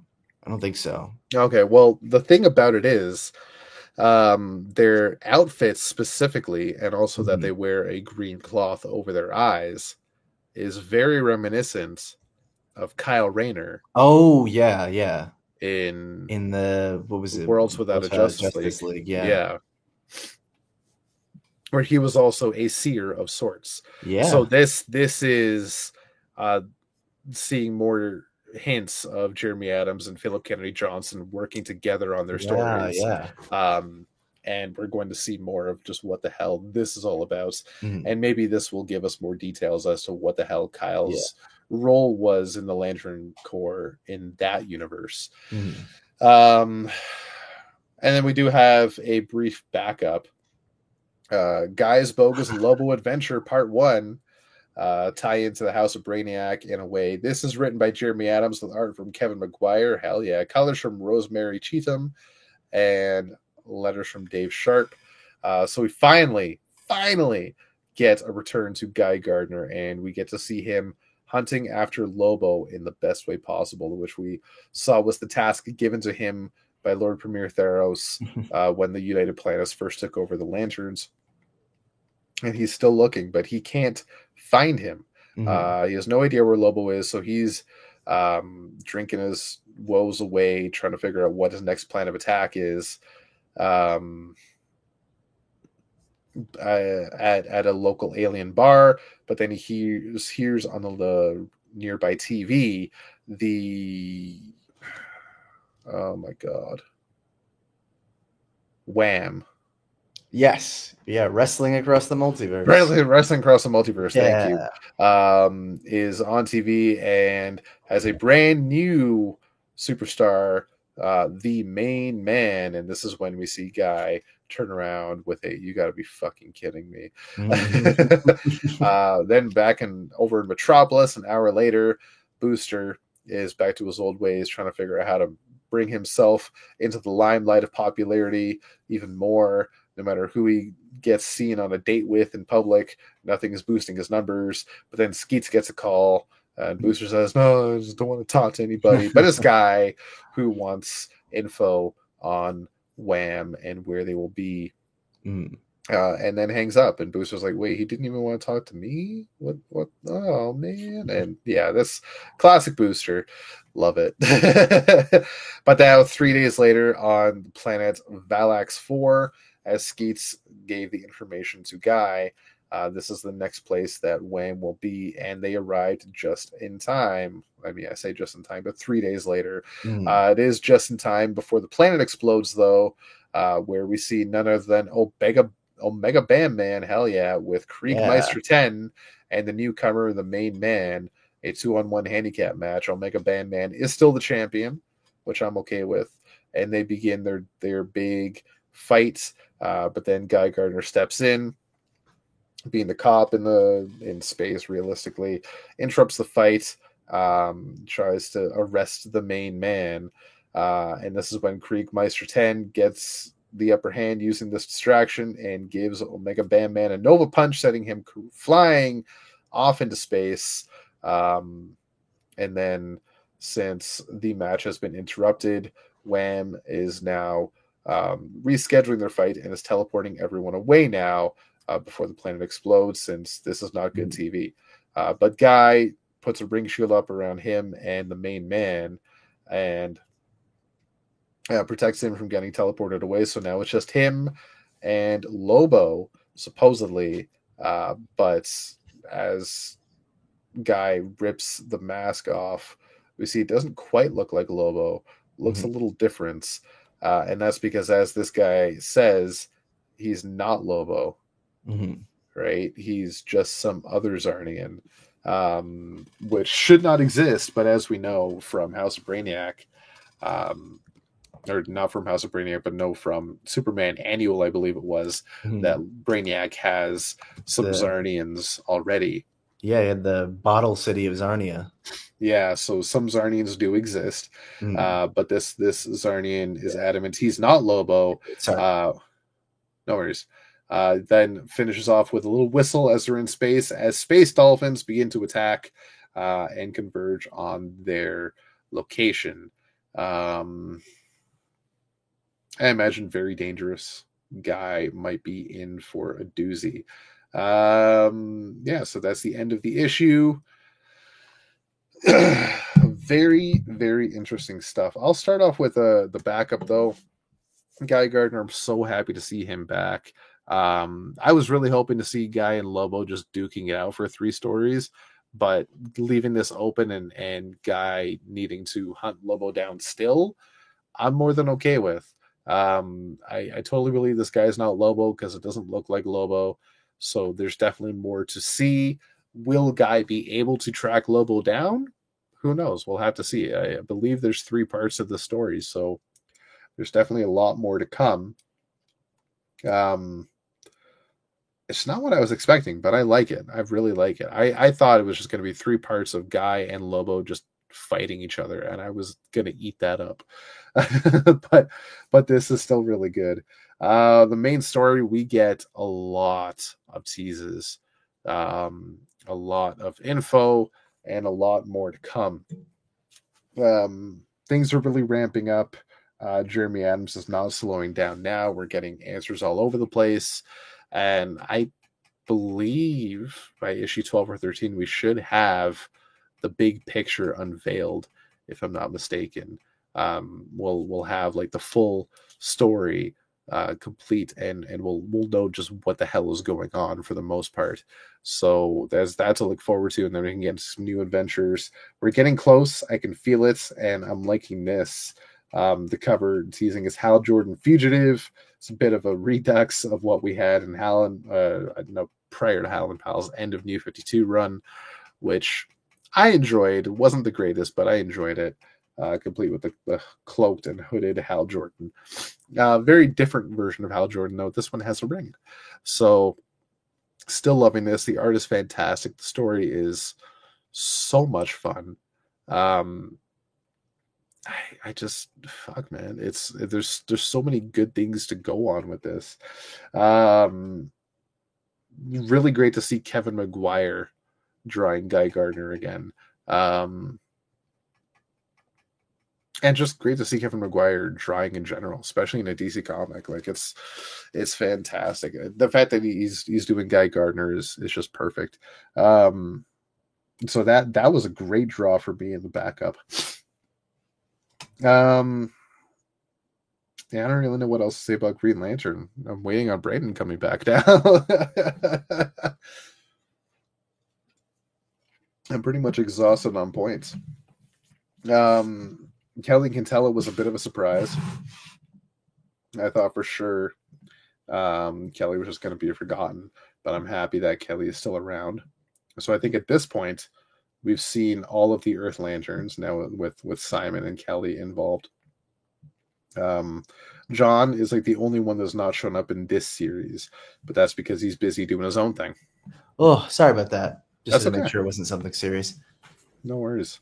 I was just commenting on how at this point we've now seen every Earth Lantern in this book, with the exception of John, which I think was in that flashback. But with Simon and Kelly here now, like that pretty much rounds that out. Yeah. So that's cool to see. Well, yeah, everyone is very much in their place, with the exception of Kyle. I mean, he's part of the Resistance, but he's I don't know what's going on with Kyle. He seemed kind of odd in this issue. Yeah, I have a feeling he's going to become the White Lantern again. And I'm okay with that. I'm honestly okay, because it was what is that? Do you know something? I know. I don't know anything. Trust me, I don't have any secrets. I was not thinking that at all. And I don't know. I think you may be onto something, my friend. Like he clearly still has a connection to the emotional spectrum. Yeah. Well, I mean, he said it not just in this issue, but in the backup too, where he's like, I'm plugged into the emotional spectrum like no other Lantern. Still, even after having lost, the White Lantern. Yeah. Like I don't imagine something like that just goes away And this is something like I really need to write an essay on Green Lantern the movie, because like if you remember, I had that whole thing about how Jeff Johns had hidden elements of each of the emotional spectrum colors in the movie, and each character portrayed. I got a whole write up about it, and I gotta show it to you one day. Can I just say something that might shock you? What's that? I have not seen the Green Lantern movie since it came out in 2011. Okay, I thought you were about to say you've never seen it. No, oh no, I saw that like opening weekend. Literally, yeah, I saw that opening weekend with my friend who was also like into superheroes at the time. And literally, I have never watched it since. I think maybe I've seen the end credit scene like randomly on YouTube, but I've never watched the whole movie again. Okay. But I can remember parts of it like decently well, even though that was, almost 13 years ago. Would you be into watching it again? Honestly, I kind of would. All right, good. After 13 years, I'm curious. I'm curious to see how I feel. I've watched it multiple times in the past 13 years. So I am excuse me, I'm down to do it again. Yeah. In fact, on the way to work one morning, I was watching it on Netflix, and I missed my stop because I was so engrossed in the movie. Because like I'm not going to pretend to remember the whole movie in its entirety. Yeah. I just remember parts, and I remember like the main, I guess, kind of what'd you call it? The main antagonist was Hector Hammond, who I didn't really know that well at the time, but he was like infected or something. I gotta again. I'd have to rewatch it to remember everything. The villains in that movie were really poorly done. Hector, as the way Hector was as Hector, wasn't bad, but I did not like the actor for Hector. And the choices for Hector's origin and whatnot was just really bloody weird. And I did not like what they did with Parallax whatsoever. So the rest of the movie I rather enjoy though. Yeah. No, I gotta rewatch that. Yeah. We gotta check it out together, and I want to get your notes on it. Yeah. Right. So the whole point I was getting at here is with Kyle, between his appearance in the backup we had a couple issues ago and this appearance now, he's almost showcasing the different aspects of the emotional spectrum all right away. Like in his first appearance in the backup, could be equal parts compassion and or love.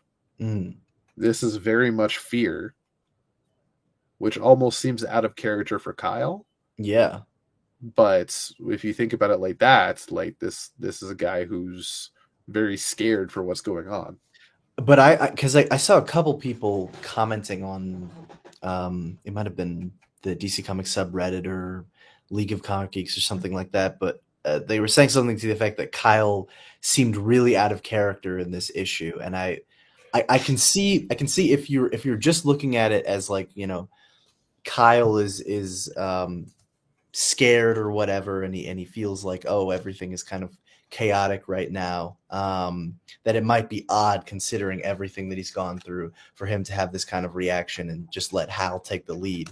But running your theory, I think it would make sense if everything with the emotional spectrum being kind of erratic right now, that Kyle is just feeling these huge surges of different emotions. And in this instance, he's just feeling a huge surge of fear. And that's like, he's already scared for what's going on, but that fear is being exacerbated by the fact that, the yellow part of the emotional spectrum is just all out of whack, as well as all the other colors of the emotional spectrum. So it's kind of like it's influencing him, making it, worse than it would normally be. Yeah. And because he's so plugged in and so in tune with all the emotions, it hits him worse than anyone else. Yeah. Like, did anybody else find it weird that the backup we had with Kyle, written by Ron Mars, was just him talking to Alex? Yeah. It was kind of weird. And that was very much love or compassion. And maybe it was just that aspect of the emotional spectrum was affecting Kyle, much like you're saying fear is affecting him here. Right? So maybe that's what's going on, and we'll have to see next time we see Kyle what's going to happen next. Yeah. Okay, let me just double check it, because he shows up at the end of the issue too, I think, doesn't he? Kyle? Well, he should be there. Maybe just like in the background, but yeah, he's just in the background. He's not really doing anything. He's just standing there. All right. So as usual, am I right? Loser. Yeah. Yeah, so maybe I suspect he might become the White Lantern again. And honestly, I always liked that for Kyle because it gave him a different status. Yeah. Right? Kept him more special as a lantern in a sea of green, where once upon a time he was the last Green Lantern and the only Green Lantern, and now there's thousands upon thousands of them. Where does he fit in? As the White Lantern? Why not?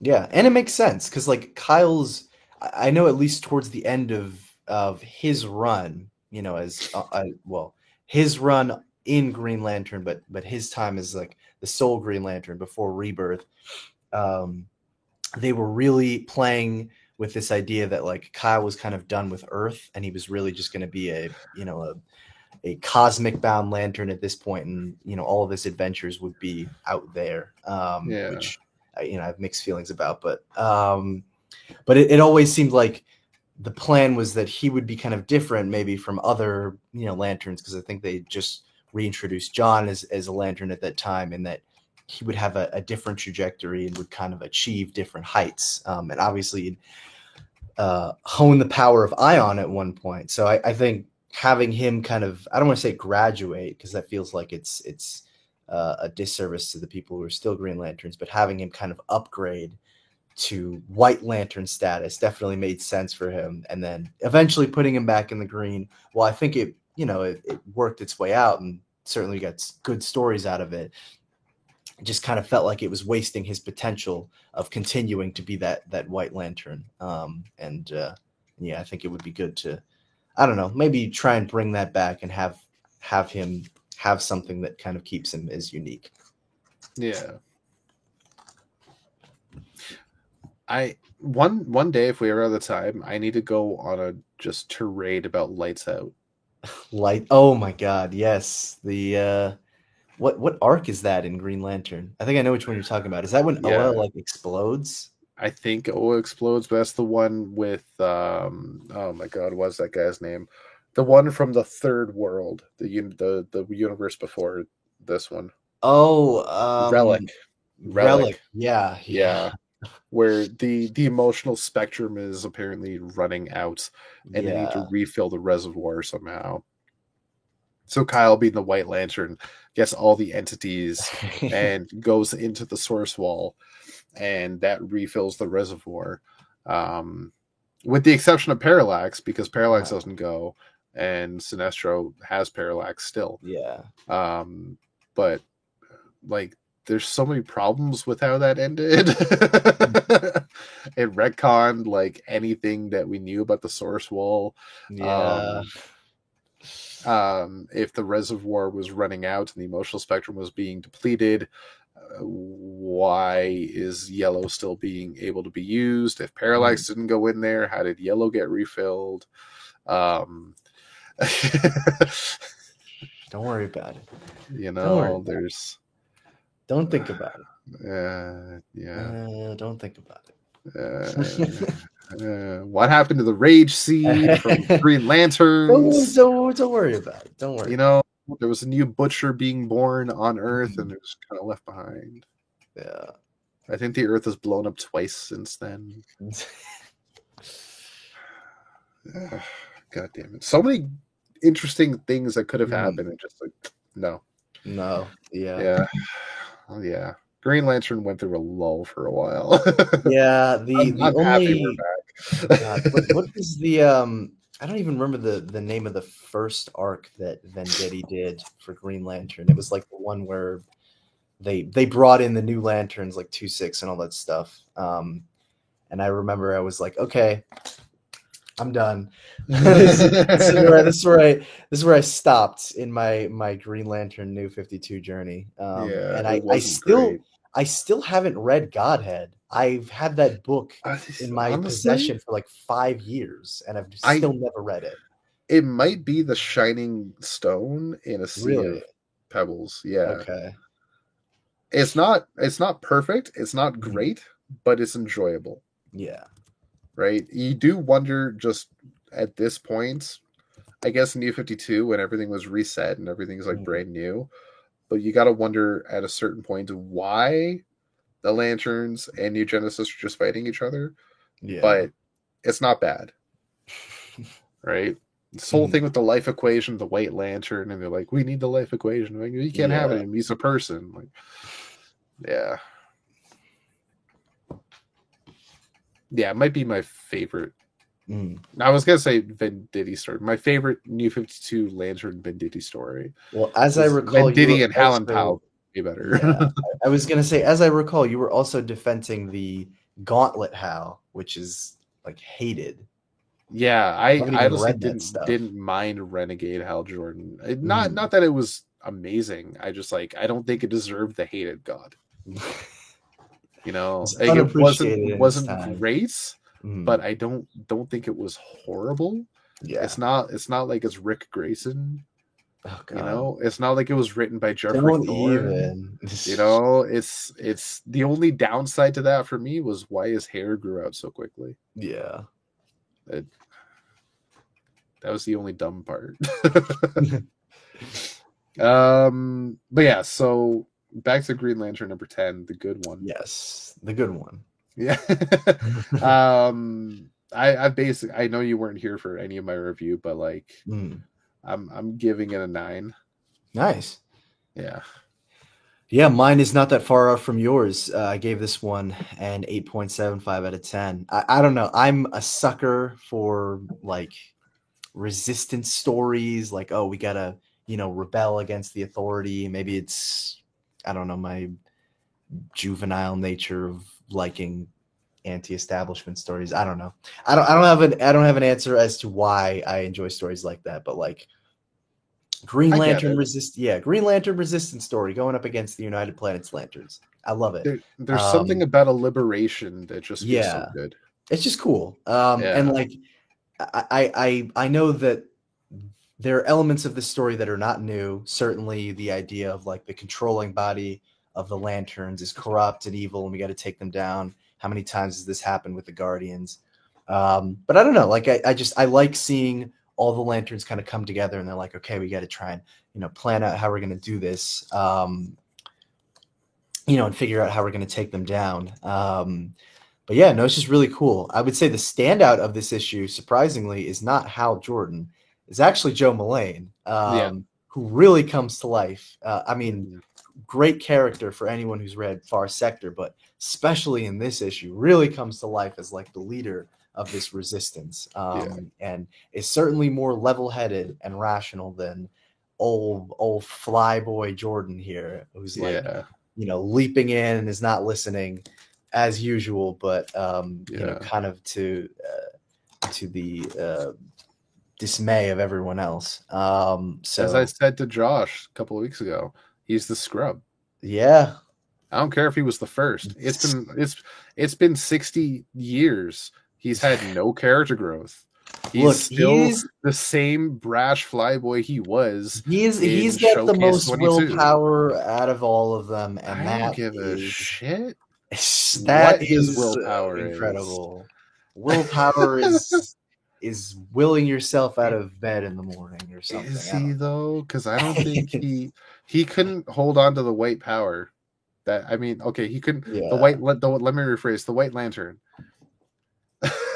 We don't want Hal to hold on to white power. Okay, that's an entirely different universe. He forged his own ring out of willpower. Who else could do that, huh? I'm sure Kyle could. I ask you that, Rob. I'm sure Kyle could if he tried. Hal is I love Hal Jordan. I know, shocker. Surprisingly, I mean, I've mentioned this a couple times, but surprisingly, my first introduction to Green Lantern really was not John Stewart and in the Justice League Unlimited show like it was for a lot of people, but it was actually the much maligned but loved by Lantern fans, at least, Green Lantern the animated series on Cartoon Network. Like that was kind of that was kind of like my first major exposure to the character, and then obviously the movie came out around that time. Yeah. But yeah, no, it's like I saw that because it was running concurrently with Young Justice. Like that's sort of how I remember it. Around 2010, it was like Young Justice, Green Lantern the animated series, Batman Brave and Bold had started like a year before, but this was wild show. Great show. Great show that I hated at the time, but I appreciate it so much more now. I wish I was not that stupid back then. But yeah, this is when they were doing the DC Nation shorts and all that stuff, and that golden age when they were really embracing the superhero stuff. But yeah, no, that was kind of my first major, I guess you could say, introduction into the Lantern stuff, and then eventually I'd try and seek out some old comics, which hilariously is where I picked up. I don't even remember what issue it was, but it was the one where they're trying to find Alan Scott in the 90s, the 90s series of Green Lantern. And that was, weirdly enough, that was like the first issue of Green Lantern I ever owned. And it was like, so honestly, like, not counting the author, great issue to pick up because it introduced me to everyone, with the exception of Kyle, who hadn't been created yet. But what was I talking about? I don't even remember. Your intro to Green Lantern. Yes. Wait, how did I get from talking about Green Lantern number 10 to here? Don't even remember. I'm gonna be honest. Okay, anyway, tangent aside, yeah, no. I think it started with how you think Hal is the best. Oh, right, yeah. And I'm gonna quote you by saying it's okay to be wrong. It's okay, yeah. Well, you know what? I did say that, so. Yeah, no, aside from that, Green Lantern this is number 10, right? Yes. Green Lantern 10 is great. Mm-hmm. I will say, though, for as much as I wanted to enjoy Guy's Bogus Adventure, I'm sorry, it was a little bit of a letdown. I think, honestly, I guess I was just expecting more from Guy. Not so much the story itself was underwhelming, because I thought, like, the concept is fun. Mm-hmm.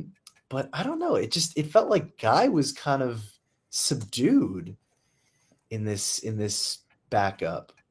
At least for now. Like, he hasn't faced a real threat yet. That's fair. Like when you were away for a minute, that's what I was saying in my review was I was expecting 3 parts of Guy and Lobo just beating the shit out of each other. Yeah. And I was all ready for it. So I was a little let down that way. I was a little bummed out there, but I still really enjoy it because it's still Guy Gardner. We do get the promise of Lobo soon. So it's not what I was expecting, but it's still interesting. But yeah, I guess I was I don't know, maybe underwhelmed isn't the right word. I guess it just felt off. At least in terms of the characterization of Guy. And I'm not saying it has to fit into one specific mold, but maybe I've just gotten so used to Guy as, like, the brash kind of in your face, like, I don't give a fuck Lantern or anything, that to have, Guy in this backup talking about, like, this is in violation of Lantern policy and kind of being more of like a follow the rules Lantern just felt kind of weird. I was like, who is this guy? Where's Guy? Guy feels like the guy who would be first in line to watch and possibly participate in Wham, not shut it down. I know he was under orders to try and find Lobo. But I don't know. Just something about the way he was in this issue just felt kind of weird. Felt like not the guy I knew. That whole thing, like, Guy does have those moments where he's brash and unpredictable, but there was a lot of character growth for him since Rebirth, leading no doubt, no doubt. Talon Pals, where he really got into the police work side of being a Lantern. Yeah. Even down to the New 52, he had a whole undercover mission in the Red Lanterns. Like, so like I didn't see it so off where he was quoting like Lantern laws and whatnot, because I've seen him do that before. Yeah. Right. I get it feels off for Guy Gardner, but there are moments where he's like, I'm here to do a job. Yeah.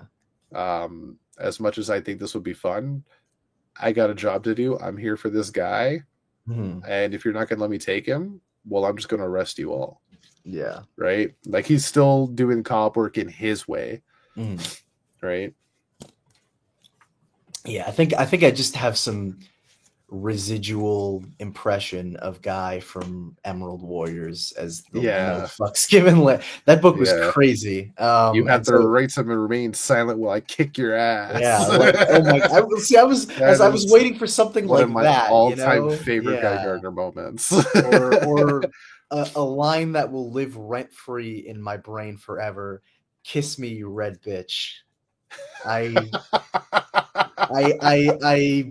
I say this now, even though I probably won't forget it, but whoever I marry, I want to say that as I propose. I probably won't, because like I would get rejected, but like that line and like the expression in their faces was just perfect. And I sent that in the Discord because I was like, you guys, you need to see this if you haven't seen it already. I don't remember you sending that. I sent like a couple of images because I was reading it while I was on vacation, and I didn't really say anything more than just "oh Guy" with like an ellipse after that. Oh, okay. Yeah. Oh, this wasn't recent though, right? No, this was a couple months ago. Oh, okay. Yeah. Yeah. We need to talk about Emerald Warriors more, because there's a lot. God, yeah. There's a lot to talk. It was only 13 issues, but it was fantastic. Yeah. Well, honestly, I mean, there's a lot to talk about in terms of Guy, but like I want to talk about what the fuck was going on with Yat. Jesus. In Emerald Warriors? In Emerald Warriors, yeah. Sodom Yat becomes like a cult leader, basically. Oh, that's when that happened. Yeah, and I was like, what is happening? Yeah, that was some messed up stuff. I mean, it was interesting, but I'm just like, you were like Mr. Diehard Green Lantern Corps. Like I'm ride or die with the Corps. I'll defend them with my life. And now he's like, fuck the Corps. I'm gonna lead my Daxamite followers to do whatever I want. Yes, they really killed Sodom Yat. He was one of my favorite Lanterns for a while. Now, God, I think he's actually dead. I don't know what's going on. The last time we saw him was in Justice League. Yes, that's right. And I don't even remember if he died. Way out of left field. Yeah. He wasn't even a Lantern at that point. He was like he just crashed king of the Earth. Daxamites or something. Yeah. Yeah. It was fucking weird. Yeah. So yeah, now I think you and I need to do a deep dive on Emerald Warriors for a spin. Oh yes, absolutely. I can see if I can get the full trade on that. I think I have like half the run in a trade. I think I need to get like the full thing. Yeah, well, it's kind of weird because the first 7 issues are collected in one trade, and then there's like a couple of issues that are collected as part of War of the Lanterns. The tie-ins there. And then I think like the last 2 or 3 issues, I don't even know if those have been collected because those are kind of like one and done stories. Yeah. They probably haven't. Which is a shame. Yeah. Because that issue with Batman is like amazing. Yeah, no, that was a fun one. Yeah. Let's see what I can find there. Anyway. How the hell do you spell emerald? Holy shit. Yes, so with that, I guess we'll get into our top 3 and favorite moments. All if right. we had one. Do you want to go first? Sure. At number 3 for this week, I have. I did not write it down, so now I got to kind of come up with it on the fly. At number 3, I have Batman and Robin. Number 8. At number 2, Outsiders. Number 6, and number 1, I'm going to give to Green Lantern. Number 10. But surprisingly, my favorite moment for this week comes from none of those books. It actually comes from Action Comics number 1064. Should I say it here, or you could go for it? Okay. Well, it's pretty.